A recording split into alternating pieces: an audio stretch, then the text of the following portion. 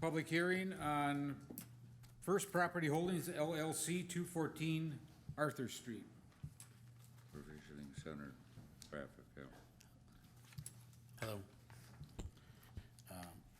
My name is Dennis Chuboro, and I'm the developer for the property. I'm not with First Property Holdings. First Property Holdings is the state licensed facility who will occupy the premises. The representative unfortunately had unfortunate circumstance that couldn't be here tonight, so I'm going to speak to the property and development. I can answer questions related to the business from my knowledge, as they are tenants of mine in other properties around in other markets for the same use. And any questions that I can answer related to that, I will. The applicant has no issues as far as violations of any nature in any jurisdiction. Nothing with their taxes or any issues with any jurisdiction, state, local, federal, as far as tax situation. Their experience in the industry and retail industry is in the hospitality, service, and retail industry of over 40 years between the two founders. And that's as much as I can speak to the company. But anything related to the property, I have with me here Roddy Beslak. He is a civil engineer who prepared what you're viewing today. So I'll let Roddy take over and handle any questions related to that and present.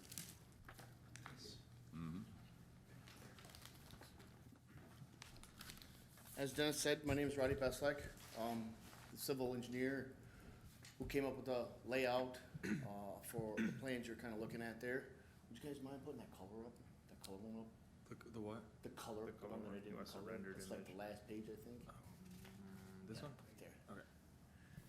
So, as to the site, right now, you guys can't miss it, it's a big red building. It's a little on the bright side, I guess you could say. Our plan for the building is to remodel the inside, replace a few windows, and repaint the outside in a friendlier earth tone color, possibly a tan or like an olive green. We do, right now, we're proposing a little bit of parking lot repairs. We're definitely gonna seal coat it. We have two entrances. One is kind of a one-way coming in. The other one is a shared use. We sit, to our south is the former state police post, and to the north is the Super 8 hotel. The existing drainage is in place. And then the back third of it's nothing but trees, and it actually climbs. It's like a 1 on 20% slope. So we're not gonna mess with anything back there. We are proposing to plant a few hedgerows to block the lights from the people parking on the back, in that back parking lot. We're proposing to put 3 new light poles, and then obviously we gotta put some building wall packs along the outside of that building. Again, we do share, we have not come up with the easement. The title company has yet to provide us with the easement for the shared driveway, but obviously it has existed at least about 20, 30 years, as far as I know. And I guess that would be it. If you guys got any questions, let me know. That building is a very old building. Is that part of the historic district? Do they have anything on that building? No. No. We got a little lesson when we came up to survey it about a month ago. She said she was the daughter for, it was her dad who built it back 100 years ago, is what she was telling me. It's hard to, I don't know, I guess she just kind of came up out of the blue and started talking as far as, give me a little bit of background about it, but she says it was like 100 years old. Yeah, I know. Is it about that, is it about that old? Yeah. Is it? Okay. Yeah, I'm 100. Yeah. She gave me a little brief history as far as, you know, got built like, I don't know, plus or minus 100 years ago, that it was in their family up until roughly 10 years ago. They happened to be in town and kind of stopped in and were wondering what we were doing. So she kind of, like I said, she gave me a little bit brief history about it. I'm surprised. That really hasn't changed much. could, Marco, or unless Go ahead, if someone you has have them. any questions, go. Well, I mean, from what, you really haven't explained much, but I'm assuming you have to meet all the state requirements as far as security and lighting and, Typical to everybody, we have to, Typical, we have right. to meet all the security, the cameras, every piece of that property has to be, under video surveillance.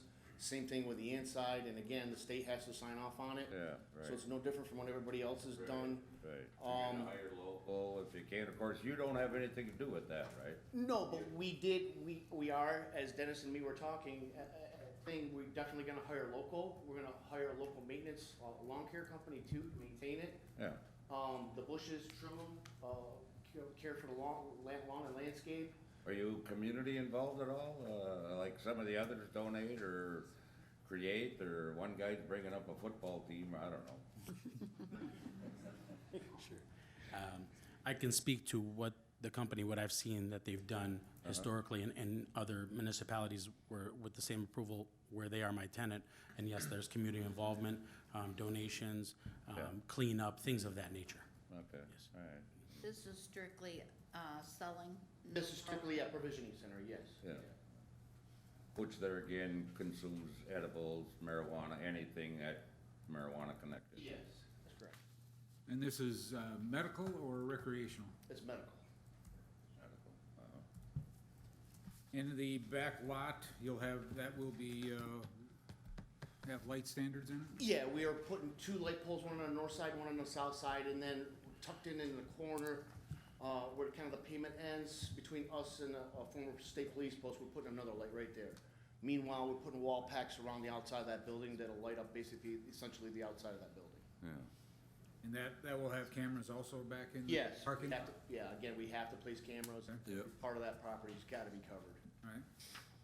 hours of operation are the same, probably 9 to 9, Same 8 to 8. 8 to 8, whatever. Okay. Yeah, that's pretty, okay. How many people do you figure you would employ? Talking about that too, we're gonna probably start out with about 5 to 6. And again, as need, we will hire more people, and obviously there's gonna be local people. Yeah. And as far as wages, I mean, Can't speak to the wages, I'm not sure what they do. I mean, I can only tell you from what I see of the operations that they have. They're always staffed well.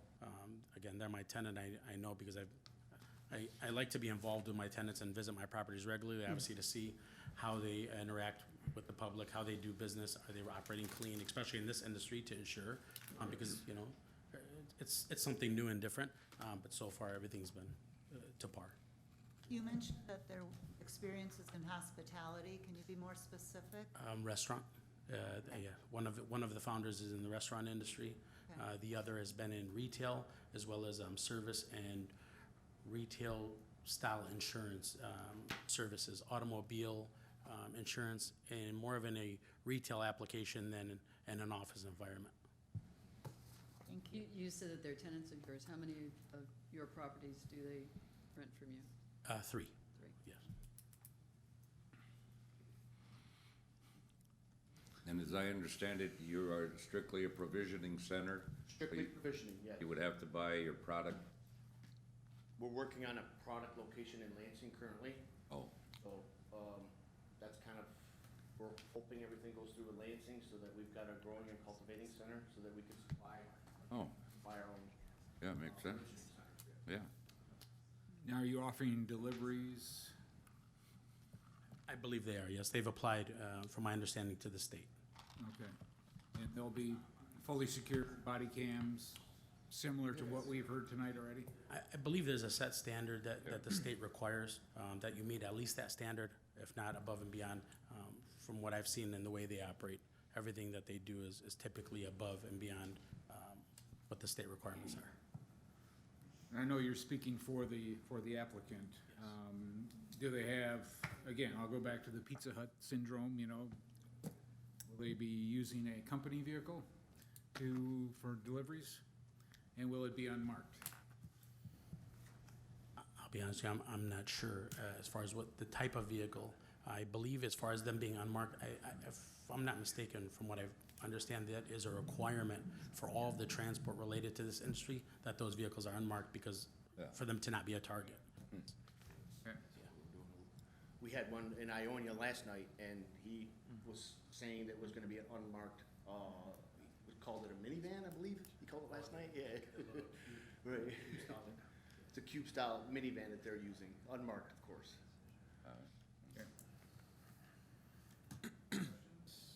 I think, Anything? good, Marco. Good? All right, thank you. Staff? Can you talk about the signage on the building a little bit more?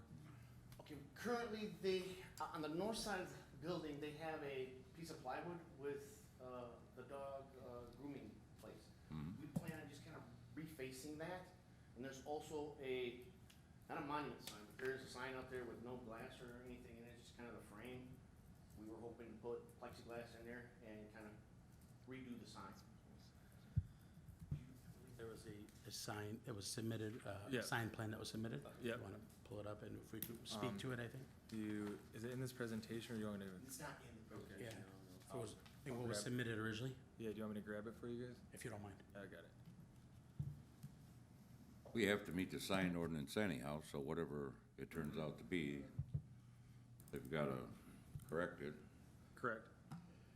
And I imagine for waste, you're gonna have it behind someplace to, Actually, the deliveries, who supplies and does take out the waste. We have a deal, same thing in Ionia, the transport vehicle, when he comes in, takes the, drops off the deliveries, or he'll take the trash out with him, and then they'll dispose of it. oh, So no on-site, nothing going in that dumpster other than office space. okay. All right. Okay, so here's the sign then. So all the planning commission members can see, there are two wall signs, wait a minute, why is it not on the screen? Oh, I don't see it, Kyle. no, it's not on their screen. Do I have to get? Oh, probably because it's a presentation mode. You're in presentation mode Yeah. for the, the I saw it. Yeah, I saw it on the PowerPoint. Oh, maybe you got it now. Nope, you're You still gotta in get the presentation, go to that PowerPoint. Isn't that it? Sign rise, is that what you're talking? Right, yeah, There you go. yeah. Sign you're talking? yeah, Okay. show the locations and stuff. Oh, I see, put it on the sign. He's getting to it. There you go. Does that mean something, rise, or is that just a name you picked or they It's picked, just the name that the owners have picked out. picked out? Yes. So you'll adhere to the sign ordinance is what we're getting to, the sizes and everything in this. We'll adhere to the size and, Yeah. the zoning allows us to put up as far as square footage, yes. Oh, sure. I believe it was correct. It was amended based on the first initial one. Yep. Because it was a change as far as the Correct. ordinance, correct? Yep. And I think this was done to match what the ordinance requirements were. Correct. I just wanted to confirm that. Yeah. All right. Anything? Anything more? Kyle? Yeah, I have one thing. We have some recommendations and stipulations on the next presentation. Would you like to go over those before, or would you like to discuss, ask the applicant about the north side drive? The width of it is, do you know the width of it? 12 foot, Okay, so it's basically set up for a one-way. right. Yeah. All right, just wanted to confirm that. So we're gonna use that as, I guess, a second means of entering, and then between us and the former state post is the only way to actually exit that thing. Okay. House behind there? What? Isn't there a house down that road? No. There's a the big end? hill, there's a big hill to the west of us. Yeah. I thought there was a.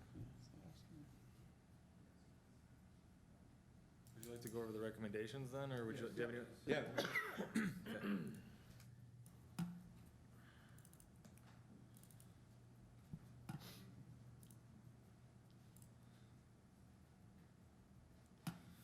Okay, so the planning department is recommending that eliminating the north driveway and curb cut because of the width of it, so that a fire department vehicle could access the property from the south only. The front, we consider the north to be a hazard in the sense of the width and getting people in and out regarding knowing which way to go and the flow of traffic. So The recommendation there is to eliminate that, as well as reconfigure the traffic flow and parking because of that. We understand that there's parking on the south side of the site with, I think, 4 spaces that could be potentially transitioned to the west of the property maybe, and maybe, or whatever, whatever you decide. The fire department, as stipulated in the past presentations, is the fire suppression system for the building, which is necessary and a stipulation, not a recommendation at that point. The Department of Public Works has no other recommendations, therefore, those are the recommendations and stipulations. Yes, just curious, as far as the fire suppression, that's a requirement even with the size of the building and that there is no cultivation or processing of any nature happening within the building? It's That- still required? As the fire department stated, yeah, it's a requirement. Interesting, okay. The fire department wanted to lessen the strain on the piping in the district. The district doesn't have, adequate piping to, Water mains. for the water mains, so they're requesting, fire suppression units within this area. So it's got a chance to save the building before the fire trucks get there. Exactly. Yeah. Pumps, okay. Are there any other questions about the recommendations or stipulations at this point? I think we can make it work. Yeah. Even with eliminating that. Even with eliminating that driveway, we'll have to reconfigure some of the spaces, but we could do it. As far as the state police post, our understanding, my attorney spoke to the state. At first, they told us the property was sold. They don't own it anymore. Turned out after a call back there, a few years ago, they had sold the rear portion of that property, I believe, 9 acres or something of that nature, was split from the building itself. They have now stated that, I believe the property is under contract to be sold, but they're working with us as far as to, they said there is an easement agreement that is, they have one, so working with them to get that done, and obviously, yeah, and then obviously, reconfigure this based on the request here, then I think we can make it work with them. Good? Any other questions? None? No. Thank you. Thank you. Thank you for your time. Yeah, thank you, guys. Now we'll open for public comments. Anybody in the audience like to comment? On First Property Holdings, please come to the podium, name and address. None? All right. We'll close that.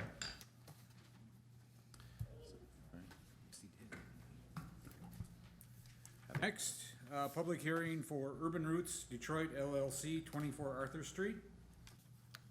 Hi, my name is Melissa Bertram. I am a cannabis realtor and also a member of a development that is actually your next 5 presentations. Our architect is unavailable to be here, so I am bringing him in via FaceTime. He is a world-renowned architect who has won multiple awards throughout the United States for his developments that he's done in communities. To touch about the group, though, there are multiple members in the development organization. One thing that I don't think any of the other groups had brought to light was the for instance, the First Coast Provisioning Center. You are only allowed to have 1 license at 1 location. So for them to say that they're applying their license to 2 locations is not plausible. That's not legal. You'll notice that each one of our applications has a different applicant name. Each one of them are qualified through the state of Michigan to be able to have their license. So that's why there's different names attached to all of ours, because we're doing it per what the state regulates. The business plan, I believe, was already provided to you. We do anticipate, depending on which of the licenses that we're obtaining, if we are going to have a medical license, we would like to employ 8 local residents to work for us. If it is a recreational site, we plan to have 6 local residents who are going to do business or work for us. And if we are able to obtain one of the micro licenses, we do anticipate to hire 10-plus people because of the grow on top of the retail space. And we do anticipate to try to hire as many local people as possible. This specific property that we are currently talking about right now, we actually currently own. We own 24 Arthur and 26 Arthur. We've already purchased that. You can see as you drive through that 31 corridor that we have already hired local people. Scott Urban has been maintaining the grounds for us until we are able to develop the property to our needs. So beyond just the aspect of what we're going to use inside of our retail space, we do plan to use locals to help maintain the exteriors of the building, as far as heating and cooling, lawn maintenance, you know, anything that is necessary for a business to be able to operate. We plan to generate the local people to help assist us with that. We anticipate to actually demolish 26 Arthur, which we are forfeiting one of the potential licenses that we could apply for to be able to bring the historic value of the Red Barn to life and to have enough space for parking to be able to develop that property to our vision. So with that being said, I see that our print is up on, or our rendering is up on the screen, and I believe that I'm gonna kind of turn it over to Art so he can talk to you in regards to the rendering. You're up, Art. Hello, are you able to hear Can me you see it? pretty clearly, I hope? Yes. Screen ad. Good. Well, I wish I was there, but Oh, I gotta flip I'm it, about that's why. 2,000 miles away right now, but I'll do my best. I have drawings in front of me as well that I brought with me. The 24 and 26 were originally designed to be separate, but as Melissa said, there wasn't enough parking. When I walked through the 24 building, the barn was still in very good shape.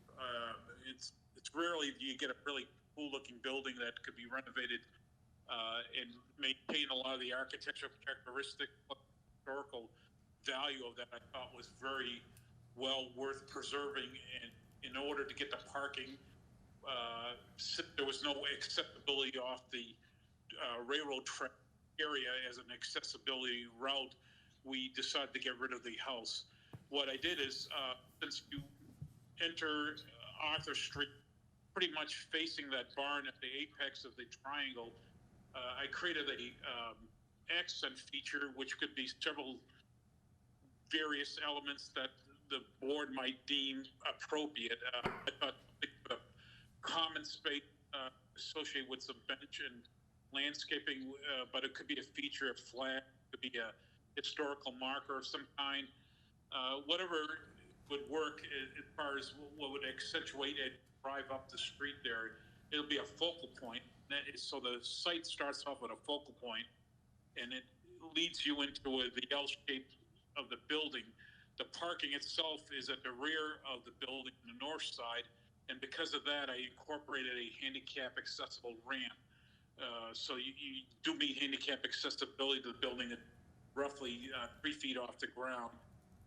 And besides that, we've incorporated a trash enclosure, which wasn't before, and also a potential area for some outdoor seasonal seating for outdoor venues that might occur in conjunction with the dispensary. There might be like CBD oils or food products that might become available in the future. So we thought of making it a public space, as well as changing the basic ground area into a paved area. There's not a lot of area for landscaping, so whatever area that was left, we tried to make it very conscious of brick pavers that would really blend it. It could even be stone pavers that would blend in with the old barn look. And what I did is I carried that feature throughout the whole project of the five other buildings. What I tried to do, starting off with 24 and leading all the way up, is try to come up with a design feature that could be harmonious with the whole area and tie all the 5 projects we had together in a similar fashion that would be cohesive and have a lot of amenities attributed to the public as well as the greenery and environmentally make it friendly as well as accessibility. So 24 really became the preservation building that we want to retain as it is. We would basically take the building and refurbish the siding where we can, and the metal siding as well. And then the part that I would change is the lower skirt. The lower skirt is siding that has been decayed, and I would go with a masonry that would be pretty much rat-proof, animal-proof, and give it an old look, like a rough stone look. So the characteristic of the building would be there, and then there'd be two new canopies projecting out at the entranceway to give it a contemporary, semi-contemporary look that still has that look of the canopy that's there now. So the interior would be, the interior is beautiful woodwork. The floor would be fixed up where it needed.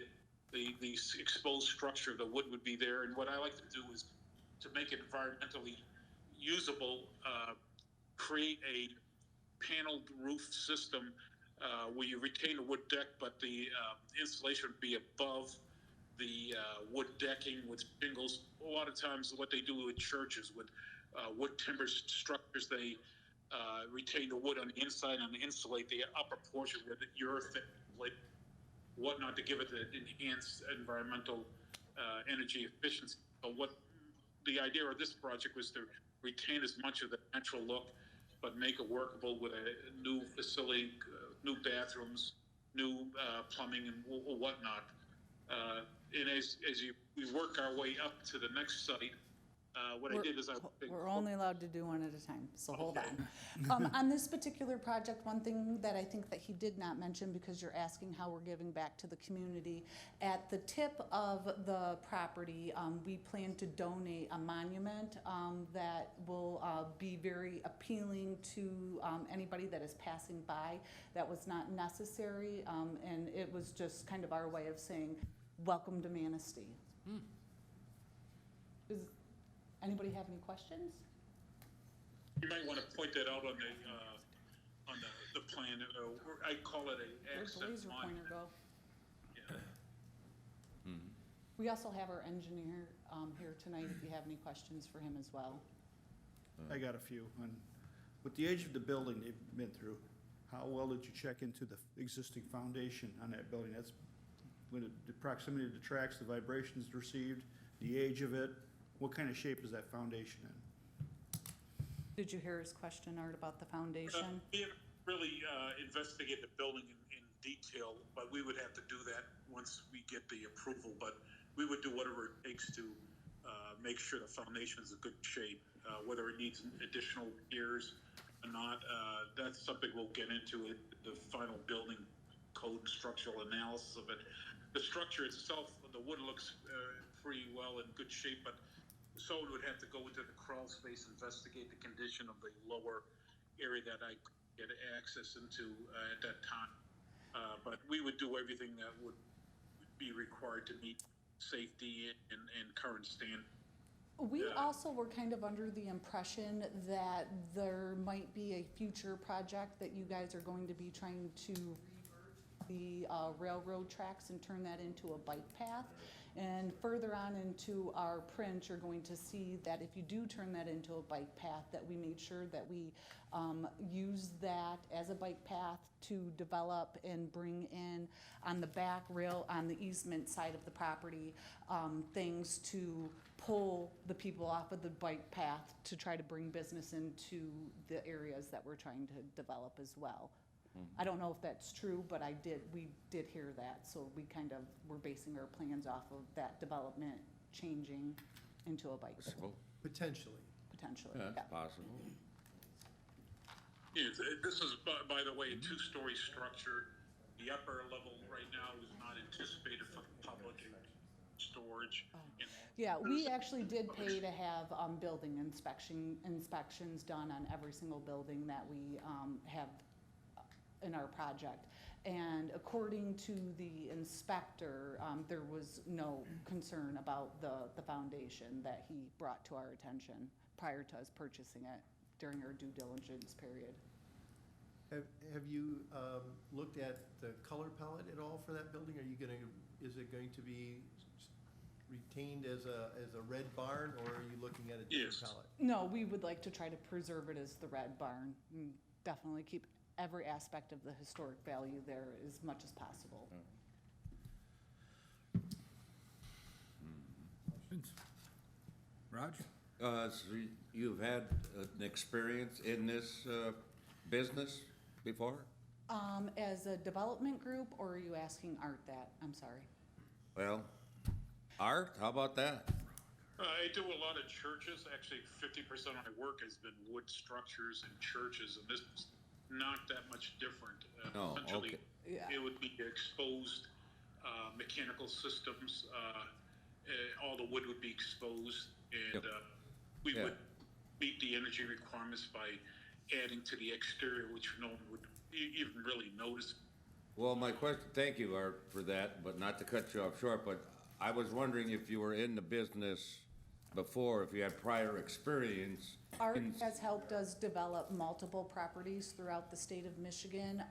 We personally have provisioning center that is in the process of being built out in Acme Township, one in Traverse City, and we just secured our licenses up in Detour Village and are in the process of doing that. And Art has been our guy that has put all of our renderings together for all of our projects. So yes, through us. All right, yeah. And there again, local people to be hired and like everybody else, community, yeah, okay, all right. And hours of operation? What the ordinance says. Okay, 8 to 8, yeah. 8 to 8? I think it's 10 to 9, isn't it? Or whatever, yeah. Yeah. Yeah. But, yeah, okay. We're putting one pole lighting in the north side. All the building will have cutoff luminaires throughout the whole 5 projects, but a similar type of light fixtures.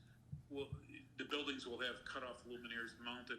Most of the lighting will be, and there'll be some landscape lighting because of the landscape seating areas as well. And depending on what we do with the monumental area, we'll have some accent lighting as well. In all buildings will have a similar ground sign, roughly about 48 square foot total area. The base would be whatever building material, like in this case, if we use a stone skirt around this, we would use a stone skirt for the base of the sign to tie it together. And there'll be benches along the landscape areas as well throughout. That will be similar in design. Well, one thing I like to say is that, you know, a lot of times architects don't do 5 projects at once. If we get blessed with this, it allows the architect to control the design to some degree, so there's cohesive design that's carried throughout the project, and you'll see that in all the designs. The same pavers utilize, the benches, the lighting, and so forth. The color schemes would be similar, earth tones, so you're going to get a harmonious look throughout the whole project that would blend together. A lot of the same type of landscaping, frontage increases. So our attempt is to try to make it a homogeneous development of not just one building by itself, but all 5 buildings will have a lot of similar characteristics, which would blend very nicely. And one of the biggest things I saw right away is to eliminate as much parking that's not as necessary. A lot of sea of pavement will be turned into green space, and it helps the engineering and environment too with watershed control. So Yeah, as you the space, along the vacant space after we knock down the house that is existing there, we might potentially be coming for another special use permit and trying to turn that unused space, because I know that you guys are trying to limit the amount of concrete surface that you have. We are trying to think of an idea, and we are bouncing around like some food carts, kind of like what Traverse City has done, right in their DDA area. But again, we'll come before you again for a special use permit for that. Any other questions on this property? Okay. Just one, you know, on your sign, I saw you had a sign layout, but I didn't see anything with any logo or what really is the name of the. The reason for that is each of the 5 properties will have their own logos and their own designs. So what I tried to do is give it a background that's tied, that makes it uniform. Logos will vary based on the individual companies and how they want to present their logos. We would present the signage to the city for sign permit as required, but what I thought was the framework would be the same in all of them. And so the logo would be designed by the individual people that take each portion of the property. Okay, I think that's good. So 'cause we what you're only- saying is the bases will be all kind of a generic between all the same bases, similar. The frame will be similar, it's just the interior design of the sign itself will be different on each one. Yep, and we'll be bringing it in front of you guys for approval. Because we were trying to, you know, not have it too outlandish or outrageous, Yeah. and have it And- something of the same kind of color. We are wanting to meet that need for you Right. as well. Can you please show us where the bike rack would be, or where that is? Bike rack would be up near the entrance over here. Yeah. Okay. Any other questions? This is recreational or medical? This particular building, we would like to apply for recreational. Okay. Would you like to go over the recommendations now, or? Well, is there any more questions? Well, could I ask, just, all right, now that you asked Mark, medical and recreational, but what would be the actual difference between the medical and the recreational? Could you explain that? Recreational will allow anybody who is 21 years or older to be able to come and purchase. Whereas medical, you would have to provide your card Oh, through, you know, the caregiver program basically that's going on right now. yeah. Huh. So you're better off actually asking for a recreational, because you could then get medical and recreational, right?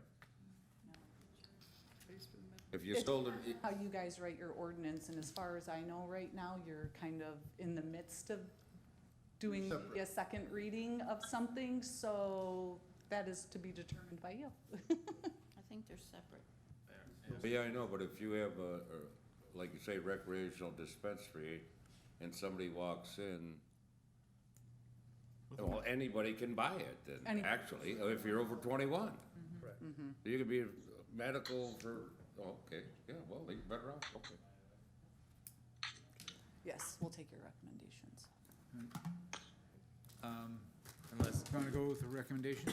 you ready? Yep. Okay. Mm-hmm.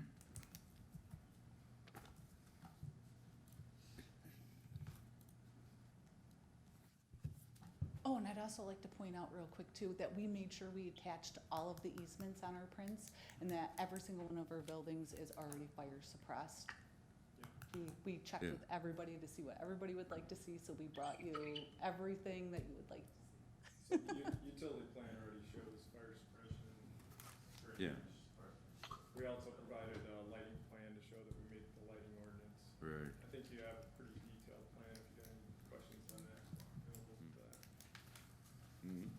The planning department has no recommendations for the site plan, thinking that it meets all the different conditions that we talked about. The recommendation, which was just stated, that's already been adhered to, is the fire suppression that's being mandatory for each of the properties, and then the Department of Public Works had no other stipulations or recommendations. Okay. Anything else from the board? Any other questions? No, good. No? Other than it's an awesome looking design. Yes. Uh-huh, Yes, it is. Very nice. Yeah, Thank you. It is appreciated. yeah. Thank you. All right. Next, we'll move on to public comments. If there's anyone that would like to make a comment on this. Nothing? We we'll close the public hearing on Urban Roots, Right. Detroit, 24 Arthur Street. Okay. Next, we will open public hearing for DCCA LLC, 34 Arthur Street. Right. And you're back. Yep, commonly known as the Mancino's Pizza Building. We would like to apply for a medical license out of that building.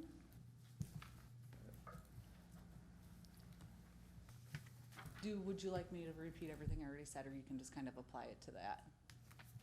Let me ask a question. Now, why would you wanna apply for a medical license in this building if you have a recreational license for the other building? The Mancino's building is one of the most up-to-date buildings on this district right now, and we Right. don't know how long it's going to take for the recreational licenses to actually become available. So that's why we're wanting that one as a medical, so we can get that one open right away. Oh, so priorities are to a medical dispensary rather than a recreational one? Is that what you're saying? Well, From the state, I mean? Yeah, the state is issuing medical licenses right at the moment. Recreational has yet to be addressed. That's coming, I keep hearing rumors, September, October, November. With that being said, I'm thinking probably sometime next year. So that's why we're wanting to try to get one of the medical licenses so we can get one up and operating and wait for the state to figure out what they're doing with the recreational. Uh-huh. So then if you don't have a card, you can't go into the medical dispensary and buy anything. That is correct. And that's true of any provisioning center that's currently open in the state of Yeah, Michigan right right. now, so. Yeah. Yeah, that's true. Yeah. Okay. I'm gonna turn it back over to Art for the drawings. When you look at the site, you'll see green belt expanded along the front, about 25 feet of greenery. Part of it has the signage. It's a narrow site, so the frontage has the sign with some florals and landscaping around it. Basically, most of the parking is in the front area, so we have a 10-car parking space in the front. Actually, 8 in the 2 in the front. The basic building shape will stay the same, but it will have a new facelift.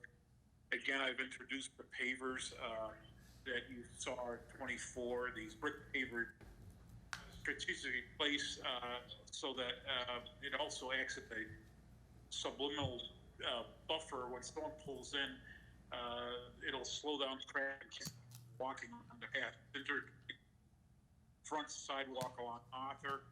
It also connects towards the back of the property for future bike pathway or pedestrian walkway that we think might occur in the future. So it's a cross trafficking between the two properties that you see that are, we're going to talk about the next one right after this one, but they're interrelated with the green belt, with the same paver. And what we did is we took away the hard surface on the south side of the property, since it wasn't really readily accessible for the entry doors, and made more green space. You'll notice on the south side also there's a trash enclosure covered with evergreens. Close that. So the front portion is mostly for the people, and the back is for the workers and for the trash pickup. The whole building will be covered with a thin set stone veneer or synthetic cement board type of siding. So give it a new look. We will get rid of the mansard look for this building as well as the one, the next building too. Their mansards are kind of outdated, so we're going to give it a more contemporary look. You see a lot of the McDonald's and Burger Kings have the new siding systems that are cement board. They're better than hardy board, but they come in wood grain look, stone look, or smooth look. So we would have a blend of smooth and stone look to all these projects, give it a interesting appeal, and they'll basically will be a non-mansard type of structure. What I did on this particular project is I created 2 raised planters in the front to give it a architectural element, as well as a canopy to probably float along the front. It's a small building, roughly 2,600 square feet, and there'll be a rear entrance as well as a front entrance, and possibly no side entrances based on the nature of the business. But the look will be a refreshing, clean look, and I think it'll add the whole community as far as architecture. Build a flat roof system. We would check the roof to make sure it's pitched properly. So a lot of these buildings would be gutted and basically the new interior of the dispensary. So it'd be a clean new building, probably new bathrooms as well. Everything will meet current standards of code, restrooms and accessibility. So the main thing is to try to integrate this into a new, fresh look and create a big green and eliminate much pavement. Okay, And, he'll talk all day if you let him. Does anybody have any questions? So this is basically the harvest table, what you're talking about? I'm sorry, say it one. Mancinos. Or, I meant, yeah, Mancino. Mancinos, you're just gonna rework it up to code with all the state requirements. Yep. Yeah. Dave, is this one of the particular properties where we closed one of the curb cuts to allow access, or is that on the other property? No, it was on the other ones. This one, we narrowed it down a little bit, or, but basically we provided adequate ingress and egress. The one on the south is with the car wash there, and so we Yeah. didn't really have control over that. So the one we eliminated was north of here. And I see you provided access to go to the south property in the parking lot there. We feel it's good traffic management to provide cross-access through this whole corridor, so all of our plans have cross-access provisions. Along with all the plans have fire suppression, lighting plans, The utility plans. The group that presented 50, I almost felt was, I don't know if their plans are gonna meet with ours, because I saw that they had like some green space that was almost where we were trying to keep our traffic flowing through. But I did hear you guys ask if they'd be willing to work with us to try to give that feeling, since the majority of that plaza we have. So hopefully they will abide by their word. Yeah, Yeah. they did say they were open to shared access. Any other questions? Questions? Yeah, I think that's it for me. I'm good. Anything? Yep. Okay, thank you. Recommendations?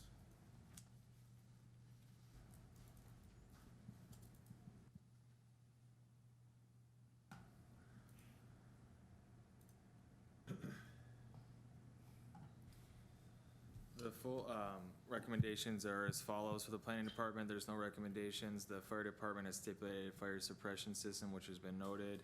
The public works department has stipulated that separate water shutoffs that are not connected to neighboring parcel buildings must be required, as well as to allow for shutoffs to these individual buildings. We're providing that. Yeah, that's on our prints. What we didn't provide for is if the neighbor was connected to our system. But for our buildings, we've all got our We really individual tried hard to shutoffs. secure that building so we could just have a nice, We can go through the utility plans if you want to verify that, but I'm confident we've already addressed That's just what the DPW stipulated, and I'm making a note of it here, so. That's fine.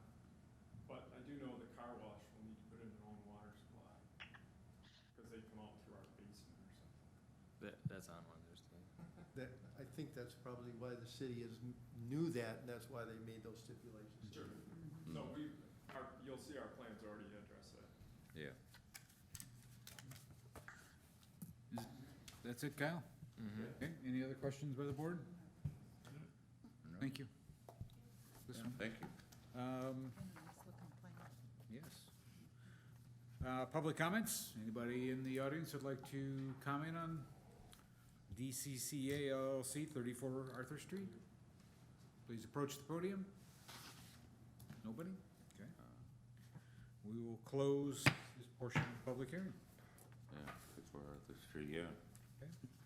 Next, GR Bud LLC, 48 Arthur Street. This particular parcel, it's the tackle building if you're not familiar with it.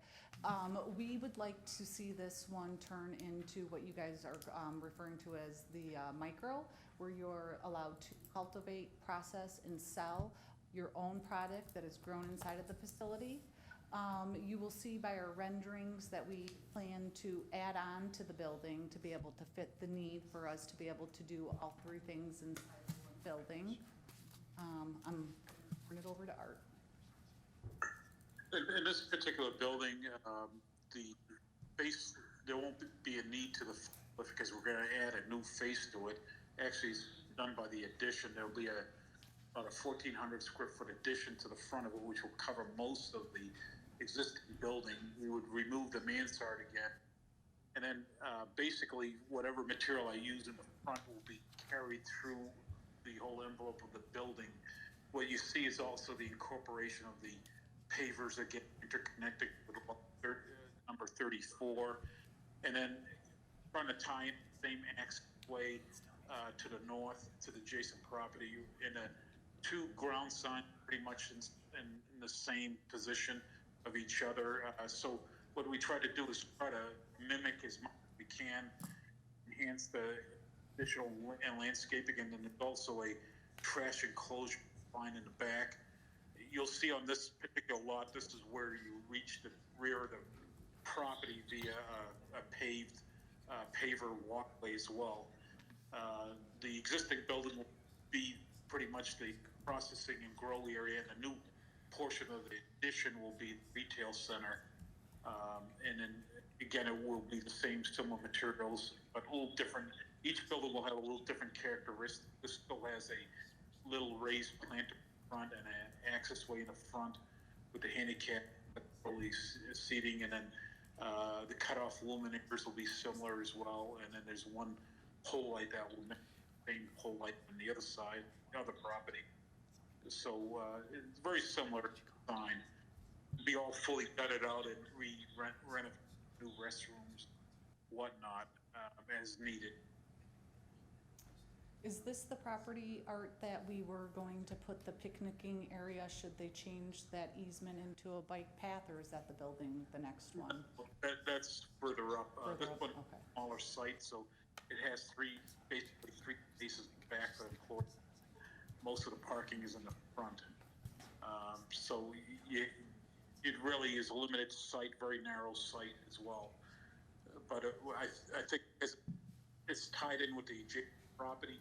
It'll look bigger, and by adding the addition to the front, it brings it close to being matching the existing the building at third floor. So we're pushing the buildings towards the front where we have it, but we're maintaining the green belt that we want. Yeah. So I think it would look better in overall scheme of things as well, and lining up the aisles as well. If you see, the aisles are lined up with both 34 and 48, and hopefully with the next property. Any questions? Anything from the board? Oh, I think so. How many employees do you figure, I mean, once the, For the micro, I think we're anticipating about 10, because of the grow being inside of there, it's gonna require more hands. Cultivation in there, excuse me. then you. Yeah, the parking is based on 450 for retail and employees 4, so we don't need a lot of parking on this one because of the spaces used for growing mostly. So we felt the 7 cars is enough. Did you have a question, Roger? Well, the only thing, so you're going to grow it there, and then you're going to process it there, and then sell it there? Yeah, it'll be retail, processing, and grow, limited grow area. I think it's the minimal amount of. The state allows you to do 100 plants inside of a micro facility. 150. 150? Okay. Oh, yeah, okay. That's like a plan. Okay. Any other questions? any other thing? No, I'm good, Marco. Good. Thank you. Everybody good down there? All right. Recommendations, Kyle?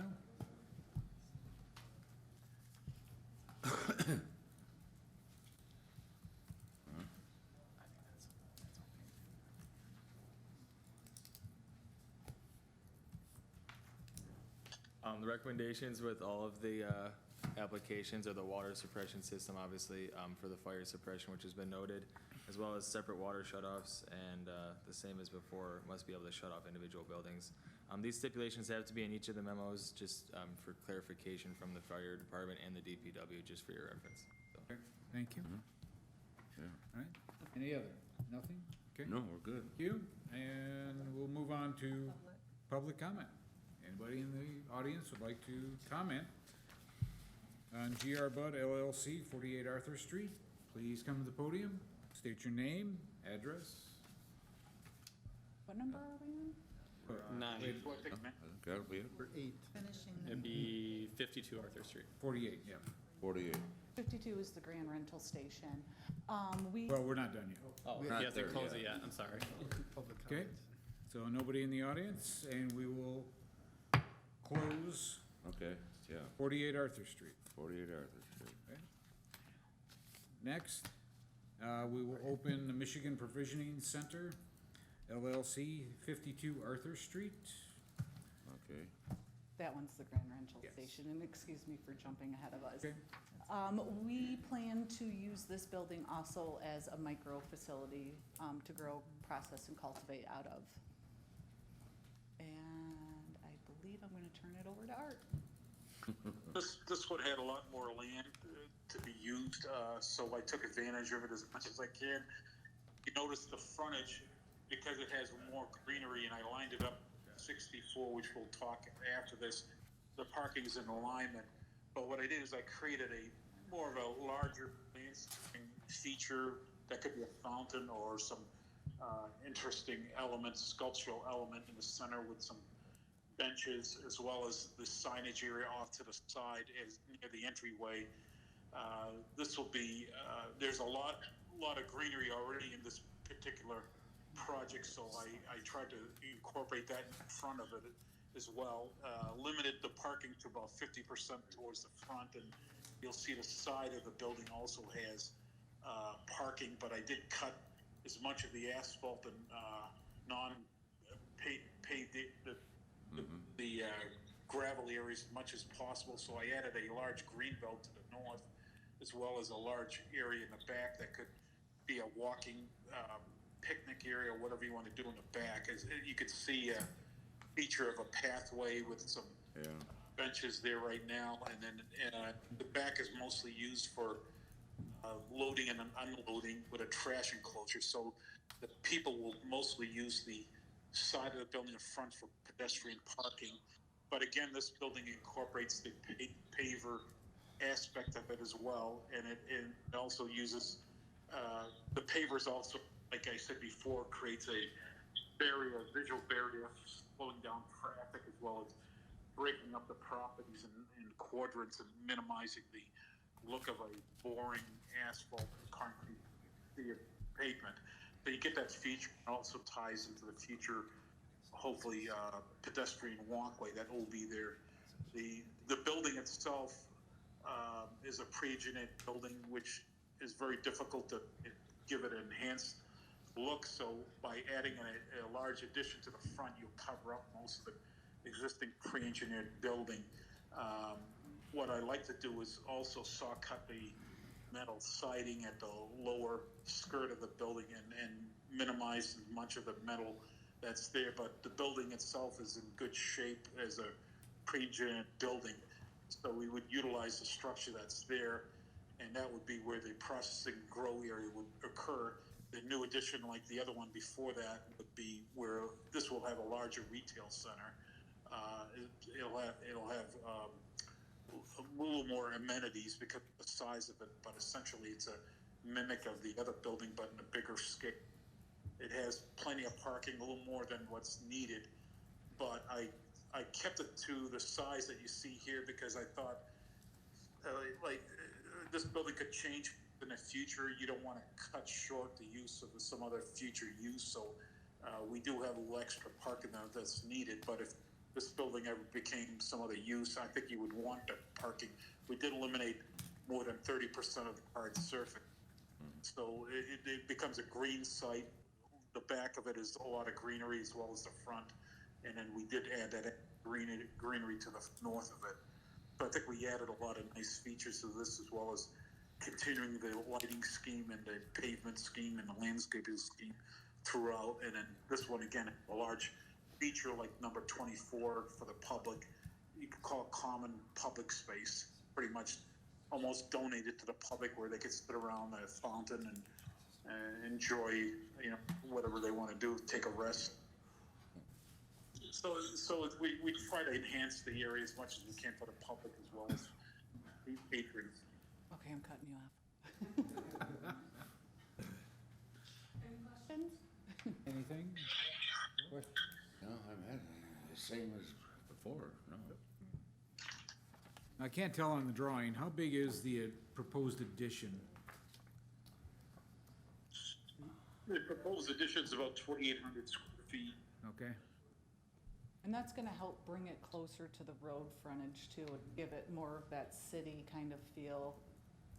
Yeah.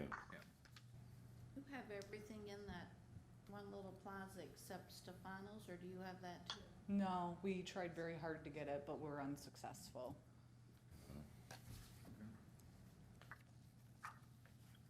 questions? Yeah, no, we're good, Mark. Good? I'm Good? good here. Okay, recommendations, Kyle? Any guesses?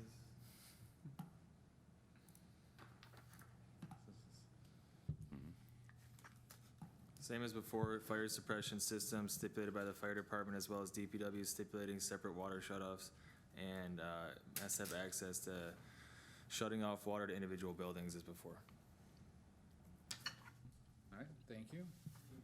Yeah, thank you. Now, public comments? Anybody in the audience that'd like to make a public comment, please come to the podium.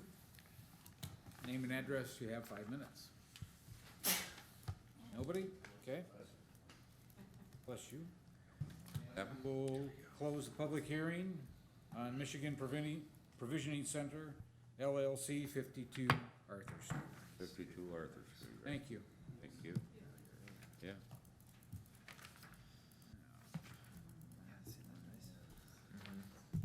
So, Arthur. That's the glass. Last one. Yeah, huh? the glass company. What's the matter? Yeah, It's on a page by itself. I have yours. Yep. Thank you. Two. All right, so the next one, public hearing for DNVK 3 LLC, 64 Arthur Street. Commonly currently known as the glass specialist. Yes. We would like to do a recreational license at this facility. I'm gonna let Art tell you. Go ahead, Art. This building is at the very front of the building, so at the street frontage, so there wasn't room to add a lot of greenery to the front. But what we did is we eliminated the pavement area to the south of the building and created a nice green space and incorporated this sign in that area.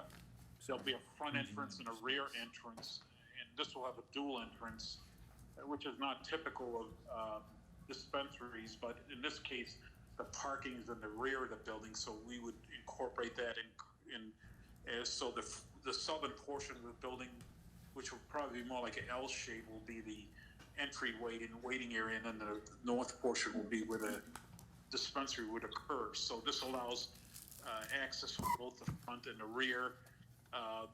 We had some parking spaces on the existing paved area that was limited in this case, but we added a large parking area for about 8 cars on the rear. We still have a lot of site that's greenery, but it's an unusual triangular site. So what we did is we really didn't have any other way of expanding the parking, but in total we have 14 cars. We felt we needed a minimum of 9. But again, for future usage, we added a few extra cars. But there is a large greenery in the back that has a bench and some, it could be picnic or whatever else, and it's all, again, tied to the future pathway at the railroad site. So essentially, the building will be enhanced with all 3 sides of the building is concrete block, and will be covered with a synthetic material as well as stone or the hard surface smooth material, and the front is brick. So we would, since the front is the only brick portion, we would probably mask the whole, all four sides and get rid of the awning that's in front and give it a new look. So it would be a similar look. We would omit the signage that's projected on the south side of the building, and then limit that to a ground sign that's typical of all the other sites that will match as well. So we're looking at this building as well as the others, all integrated with the same type of theme. So I think it will work well. If you look at this site, you'll see the walk in the back matches the front walk of the other adjacent building, and then there's crosswalks as well. So the cross trafficking is in alignment with the other site as well. So fire truck access is readily easable, and then the same type of landscaping, mostly deciduous along the frontage, and then evergreens sporadically placed at strategic locations. And this particular building will be just a facelift, no addition to it. Any questions? On the front of the building, I mean, the existing building now has large windows. Would you be reducing the size of those windows? The windows are existing. We would probably keep the windows as located as where they are, and then we would change the doors in the back of the building into probably a glass block. We would keep as much light as we can into the building, but we would probably get rid of the glazing with the overhead doors and turn into a obscure glass glazing system and still bringing in light into the space. But the idea of keep maintaining the overhead doors is pretty much be removed, and then it'll be just sealed pretty much with glazing or some other material. And the frontage would look similar to what it has there, but it would have a probably a breakup of materials. There'll be a band on the upper portion above the windows that will be a lighter material, like a cement board, smooth material, and it'll be a suggested entryway projecting out up to the sidewalk, but not into the sidewalk, just to accent the entryway. And then the rear will have a projected canopy as well, just to accentuate the entranceway, to give it a entrance look. And it'll have a wainscot of probably stone as well to match the other buildings. So we would enhance the look of all four sides in all these buildings, Okay, not just. hold on. Rochelle, did you have a question? Well, I'm just wondering, that building currently is, I mean, with the exception of a sidewalk, it's almost, the front of it is right on 31. And so I'm looking at something on the south corner of that property. Is that where you're talking about doing signage? Because I don't think you're gonna have room to do it on the actual front of the building. Right here? No, there's signage is on the south side. Yeah. Is that You what can that see- says? Oh, you're seeing at the. Yeah, they're fine. In front of the The laser. sidewalk into the building. Yeah, okay, because I can't read it. Yeah. Thank you. Questions? That was a good use of the paved area. Everybody wants to go home. It is a good use of it. No, we're good, yeah. Any questions? No? Whoever's got the paver business. Okay, we're all set. Recommendations, please? So staff has one question. So with the amount of projects that you guys are taking on, and supposing that you got special use permits and were licensed for all this, what is the timetable on construction and completion within this district with this many properties? Well, with that being said, we're obviously going to focus on the location that we're going to be getting the medical license first.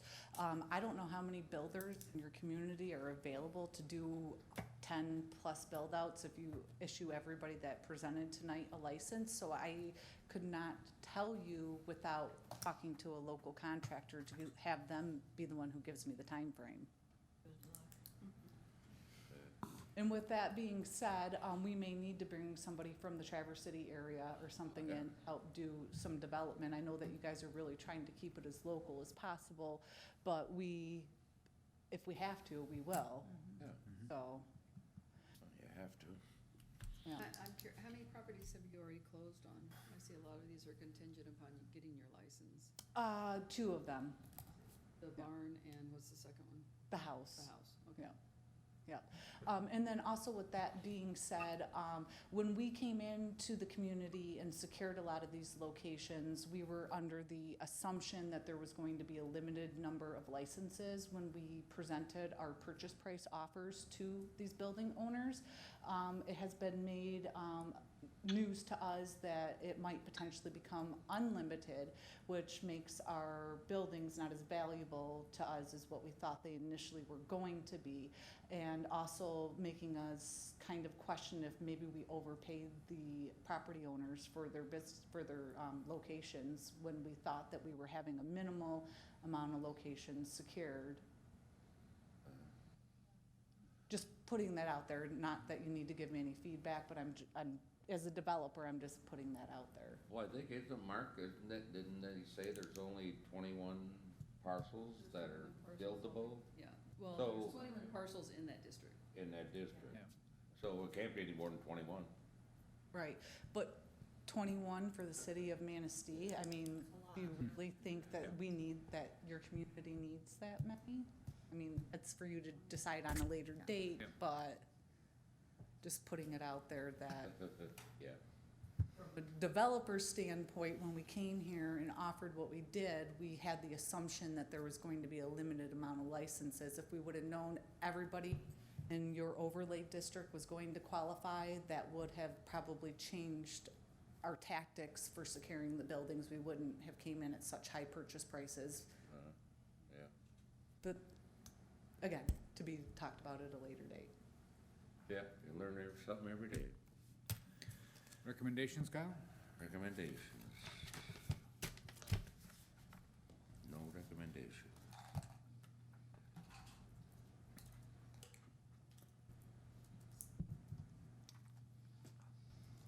Fire suppression systems from the fire department is stipulated, nothing from public works is stipulated, and there's no recommendations from the planning department. There you go. Right. Thank you. We appreciate your time and really appreciate the fact that you're actually for us. We look forward to doing business in your community soon. Sure. Thank you. So, You. yeah, it's our pleasure. Public comments? Anybody who would like to make a public comment, please come to the podium. Name and address. You have up to 5 minutes. Screen's all done. No one? No one? We will close the public hearing. There you go. Thank you. Related items, all comments, handouts from the speaker at the podium will go through the chair. Also, there will not be any interaction between the podium and audience. These rules cannot be followed. The chair can terminate this portion of the meeting. Special presentations. There are no special presentations today. New business, No new business. no new business, old business, we have none. Public comment. I'm just gonna skip the public comment. Yeah, you can skip it. That's all right, Kyle? Yep. Okay. Correspondence, We have, we have two pieces to be read into correspondence. Dear Planning Department, we have no issues with the Planning Department approving the marijuana sales overlay district special use permits. All that were listed in the letter we received on July 23rd, 2019. We believe this town is in desperate need of new business. We do ask that signage, appearance, and the overall look of these new type businesses be classy and must strictly adhere to all standards set forth by the Planning Commission. Respectfully, Galen and Pamela Hall, 59 Arthur Street, and Hank Hall, 51 Arthur Street, all signed. you? Go. Thank you. And then the second one is to Manistee County Planning Department regarding special use permit requests, marijuana sales overlay district, public hearing. As an owner within 300 feet of the marijuana district, we still want to state that we strongly disagree with the decision to allow commercial marijuana sales, and we voted no to the zoning change. We still have a great concern about what this decision will do to our property value, the impression it gives of Manistee, and the nuisance this will cause to those of us that live within 300 feet of the district regarding odor, traffic, noise, etc. We already know of one family that has decided not to buy in our neighborhood because of the rezoning. We feel the possibility of 10 establishments for medical and/or recreational marijuana is overkill for a 0.4 mile stretch of road. Last thing we want to have across the street from us is Pot Row. That said, the city is obviously proceeding and may have already decided to award these permits. However, we are still providing our feedback on the proposed special use permits under consideration. Though a lot of applicants seem to have canned, pre-written submissions, we focus on what we either saw as a positive or concerned us with the plans and applications. Bullet 1, we feel that one benefit to us as property owners is the possibility that the properties will be upgraded and beautified. We are more focused on seeing LLCs that own and have a vested interest in how the property looks compared to those that rent. Bullet point 2, odor control is the next concern to us. If an LLC did not present any type of plan for odor control, we feel that they should not be granted a permit without a plan. Bullet point 3, signage, we would like to understand the city's plan to control lighted and disruptive signage, floodlighting, flashing lights, and programmable changing signs. The property owners in a lot of the area have bedroom windows that face the road. How will the city make sure the signs are not a disturbance to the neighbors during evening and early morning hours? Experience. What did the city do to vet the individuals applying for permits and ensure that they had appropriate experience? With the above criteria, we provide the following feedback about each LLC and if we feel they are ready to be or should be awarded a permit. Bullet point 1, 28 Arthur and 32 Arthur Fresh Coast Provisioning. Based on the above mentioned criteria, we do not think this LLC should be awarded a permit. They will not own the property, and in their plan stated there will be a lack of physical exterior changes. We don't see where their business would be any benefit to us as property owners or the city as a whole. Bullet point 2, 50 Arthur Street Exchange LLC. Based on the plan provided by this LLC, we would agree with them being awarded a permit. We see they are purchasing the property and have a plan to repair, upgrade, and beautify the area. These are all positive changes that residents and the city can benefit from. They also have a plan for odor control, which is to provide a filtration system which removes any potential odors associated with the sale of marijuana from affecting neighboring properties. Page 2, bullet point 3, 74 Arthur Street Lake Effect LLC. Based on their lack of an odor control plan, we do not feel this LLC should be awarded a permit. We also feel they need more detail in their plan related to the owning and operating of this type of business in the area. Bullet point 4, 214 Arthur Street First Property Holdings LLC. Based on the minimal information provided and lack of an odor control plan, we do not feel this LLC should be awarded a permit. 34 Arthur, bullet point 5, 34 Arthur Street DCCA LLC, 64 Arthur Street DNVK3 LLC, 52 Arthur Street Michigan Provisioning Center LLC, and 24 Arthur Street Urban Roots Detroit LLC, and 48 Arthur Street GR Bud LLC. All of the above LLCs submitted the same approach for each of the addresses listed. They provided detailed plans to upgrade, beautify, and add green spaces to the exterior of their properties. There is also a detailed odor plan that states premises use a closed-loop, non-exhaust system in order to keep CO2 and odors inside the facility. Tube carbon filters will be used for mitigation of the odors. We also like the fact they are willing to provide contact information to neighbors within 500 feet of the facility so concerns can be addressed. We would agree to these LLCs being awarded permits. We want to reiterate our concern and would like to understand how the city plans to enforce odor control and ensure the plans that were submitted to get the permits are actually executed. We also want to know if the city is going to provide a point of contact to address any issues, concerns, or violations that neighbors may encounter with these businesses in the future. Once again, we are not happy with this decision to rezone and permit this area on a main thoroughfare surrounded by private residences. The intent of this letter is to make sure our thoughts are at least reviewed and considered for the award of permits. Signed, Dan and Gail Zielinski, owners 35 Arthur Street, Manistee, Michigan. That's all the correspondence that the planning department has received about this special hearing. All right, thank you. There you go, thank you. Rob?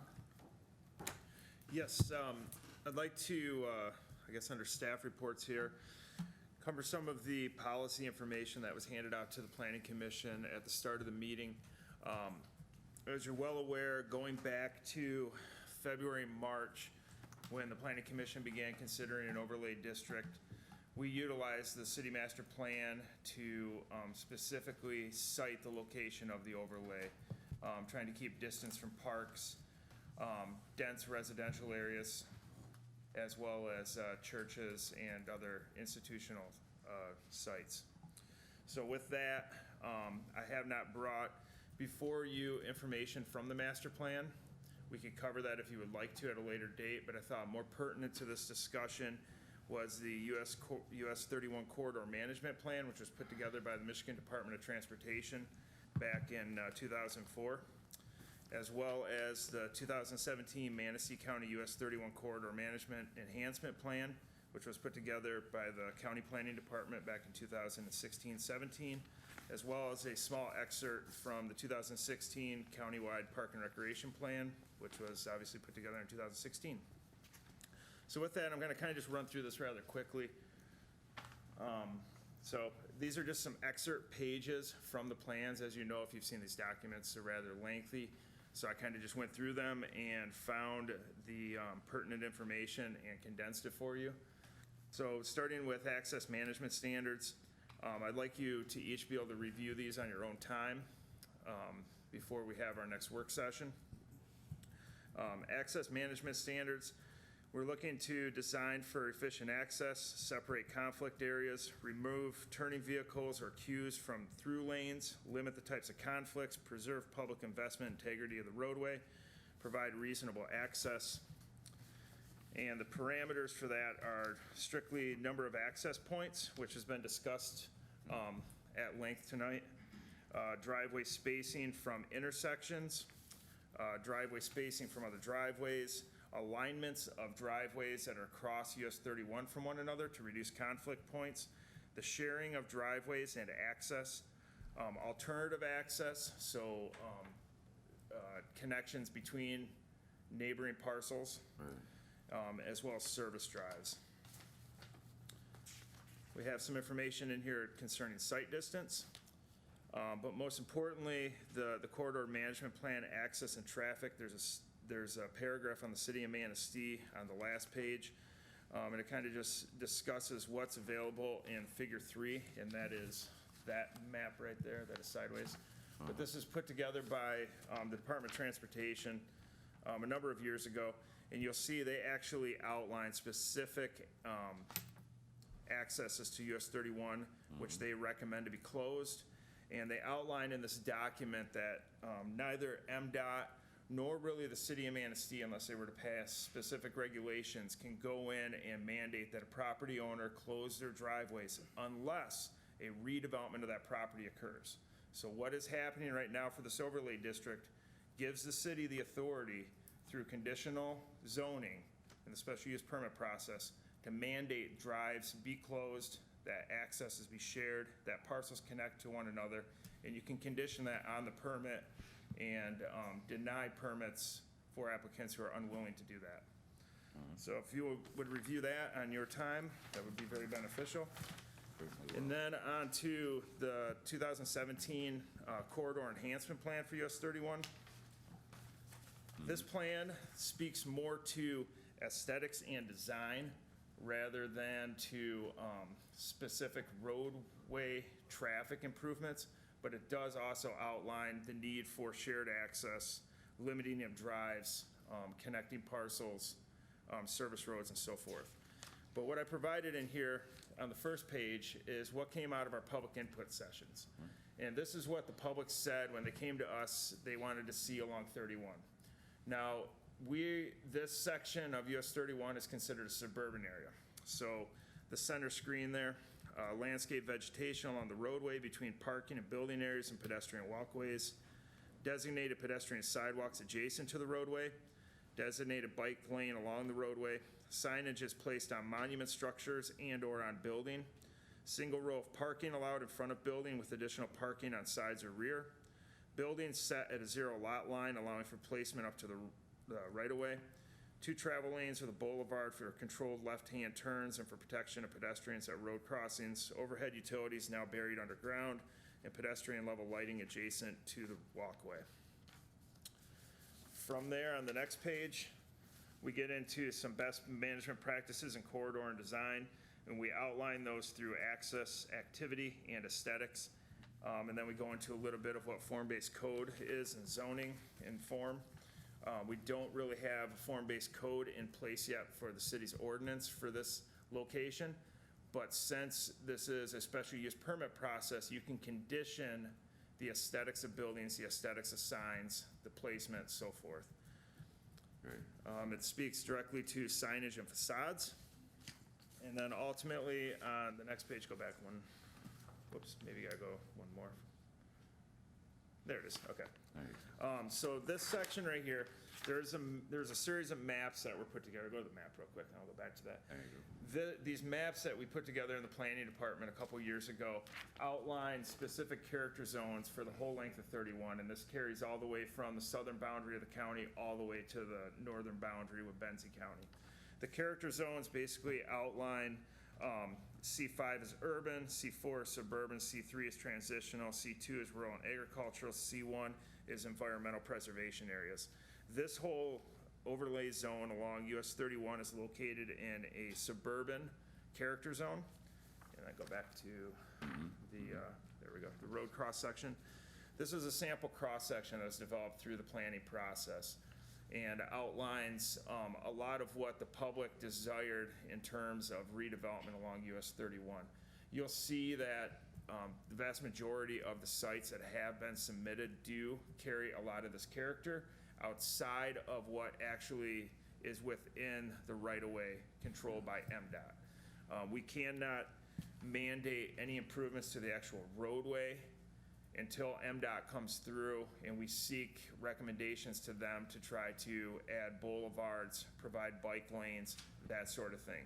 But you do have the control from outside of that right-of-way going back onto the parcels that are owned by these private entities to outline those type of standards in terms of signage, building aesthetics, parking space allotment, and pedestrian walkways and so forth.